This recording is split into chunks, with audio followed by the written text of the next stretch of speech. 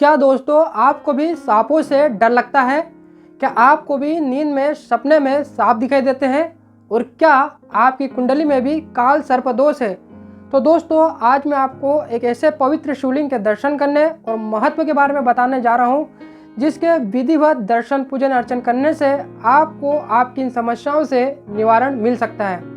जय श्री महाकाल। दोस्तों उज्जैन में हम 84 महादेव की एक पवित्र और पुण्यदायी यात्रा कर रहे हैं। इस पवित्र और पुण्यदायी यात्रा के बारे में कहा जाता है कि 84 महादेवों के दर्शन कर लेने से आपको 84 योनियों के बंधनों से मुक्ति मिल जाती है। दोस्तों यह एक यात्रा नहीं है, यह आत्मा से परमात्मा का मिलन है। हमारी इस यात्रा में हमारा हर एक कदम भक्ति से भरा हुआ है, तो हमारी हर एक सांस में श्रद्धा भरी हुई है। दोस्तों अभी तक हम हमारी इस यात्रा में 9 पड़ाव पार कर चुके हैं और अब हम हमारे 10वें पड़ाव करकोटेश्वर महादेव की ओर आगे बढ़ रहे हैं, जो कि उज्जैन के प्रसिद्ध हरसिद्धि माता मंदिर के परिसर में स्थित है। दोस्तों इस मंदिर के बारे में और इस पवित्र शिवलिंग के दर्शन पूजन के बारे में कहा जाता है कि जो भी व्यक्ति आकर यहाँ पर विधिवत दर्शन पूजन अर्चन करता है उसके कुल में सर्पों का दोष नहीं होता है, उसके वंश में वृद्धि होती है, उसको सांपों का भय नहीं होता है, उसको अकाल मृत्यु का डर नहीं लगता है, उसके मन में एक शांति होती है, उसको जीवन में एकाग्रता प्राप्त होती है। आखिर ऐसा क्यों कहा गया है, इसके पीछे एक पौराणिक कथा है, जानेंगे उस पौराणिक कथा को भी। तो आइए दोस्तों दर्शन करते हैं पहले इस पवित्र शिवलिंग के और साथ में जानते हैं इसके पीछे की पौराणिक रहस्यमयी कथा को। दोस्तों कहा जाता है कि जो सर्पों की देवता होती है माता कुंद्रू और जो गरुड़ों की माता होती है उनका नाम होता है विनीता। सर्पों की माता कुंद्रू और गरुड़ की माता विनीता में एक बात को लेकर बहस हो जाती है। बहस यह थी कि जो उच्चश्रवा घोड़ा है उसकी पूंछ का रंग क्या है।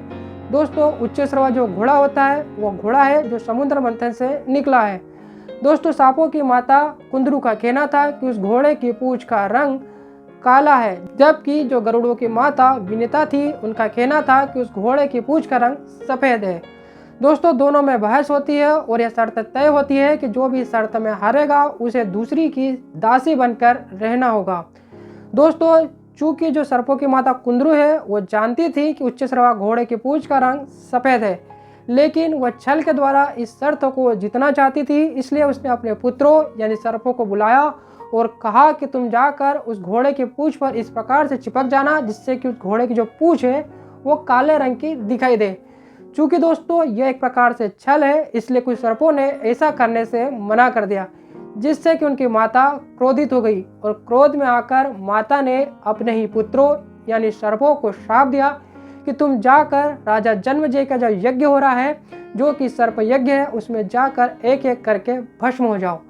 दोस्तों कथा में हम आगे बढ़े राजा जन्मेजय के बारे में भी कुछ स्पष्ट कर लेते हैं। दोस्तों पांडवों में सर्वश्रेष्ठ धनुर्धर अर्जुन के पुत्र थे अभिमन्यु और अभिमन्यु के पुत्र थे राजा परीक्षित और राजा परीक्षित के पुत्र थे राजा जन्मेजय, जिनके द्वारा यह सर्प यज्ञ किया जा रहा था।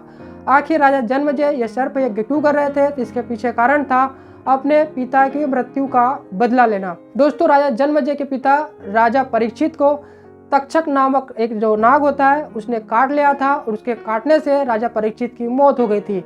इस प्रकार से अपने पिता की मौत का बदला लेने के लिए राजा जन्मेजय द्वारा एक सर्प यज्ञ किया जा रहा था, जिसमें कि मंत्रों के प्रभाव से सर्प अपने आप खींचे आ रहे थे और उस पवित्र यज्ञ में जाकर भस्म हो रहे थे। इस प्रकार एक और तो माता का श्राप, दूसरी ओर राजा जन्मेजय द्वारा किया जा रहा यह यज्ञ सांपों के लिए अकाल मृत्यु का कारण बन गया। सभी सांप भयभीत हो गए और इधर उधर भागने लगे। कमल नाम का सांप मणिपुर चला गया, धृतराष्ट्र नाम का जो सांप था वो प्रयाग में चला गया, कुछ सांप कुरुक्षेत्र में चले गए, एक जो कालिया नाम का सांप था वो यमुना नदी में चला गया और एक करकोट नाम का जो सांप था वो अपनी इस अकाल मृत्यु से बचने के लिए भगवान ब्रह्मा जी के पास गया। तब भगवान ब्रह्मा जी ने उस करकोट नाग से कहा कि आप महाकाल बन जाइए, यानी कि वर्तमान के उज्जैन में। वहाँ पर एक प्रसिद्ध शिवलिंग है महामाया के पास में। अब उस पवित्र शिवलिंग के पास जाइए, उनके दर्शन पूजन अर्चन कीजिए और अपनी भक्ति भावना से भगवान भोले भंडारी को आप प्रसन्न कीजिए, वही आपको इस श्राप से मुक्ति दिला सकते हैं। भगवान ब्रह्मा जी से आशीर्वाद पाकर करकोट नाग भगवान ब्रह्मा के बताए हुए पते पर आते हैं और वो कठोर तपस्या करते हैं। अपनी शिव स्तुति और शिव आराधना से वो भगवान महाकाल को प्रसन्न कर लेते हैं। भगवान महाकाल तो भोले भंडारी है, अपने भक्तों पर शीघ्र ही प्रसन्न हो जाते हैं। भगवान शिव प्रसन्न हुए और उन्होंने उस करकोट नाम के नाग से कहा कि तुम इस समय महाकाल के शरण में हो, और जो महाकाल के शरण में होता है उसे अकाल मृत्यु का भय नहीं होता है।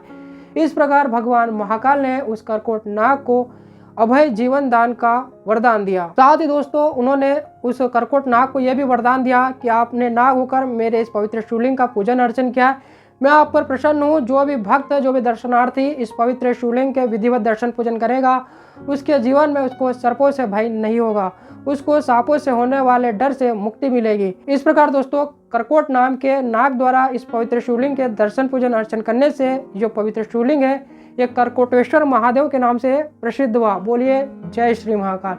इसलिए दोस्तों जब भी आप उज्जैन आए तो हमारे प्रसिद्ध महाकाल मंदिर और हरसिद्धि माता मंदिर के दर्शन तो आप करिए ही, साथ में इस करकोटेश्वर महादेव मंदिर के भी दर्शन करिए।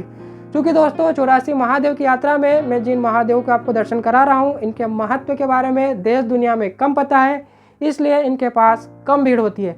जैसे जैसे महत्व का पता आपके माध्यम से चलता जाएगा, इनके पास भीड़ बढ़ते जाएगी, और हो सके तो भविष्य में आपको इनके दर्शन दूर से करना पड़े। तो जितनी जल्दी हो सके आप इनके दर्शन पूजन करिए और आपकी जो समस्याओं का निवारण पाइए। अब दोस्तों हम हमारी इस यात्रा में हमारे अगले 11वें पड़ाव की ओर बढ़ेंगे। यदि आप इस पवित्र पुण्यदायी यात्रा में जुड़ना चाहते हैं तो आप हमारे चैनल को सब्सक्राइब कर सकते हैं। जय श्री महाकाल।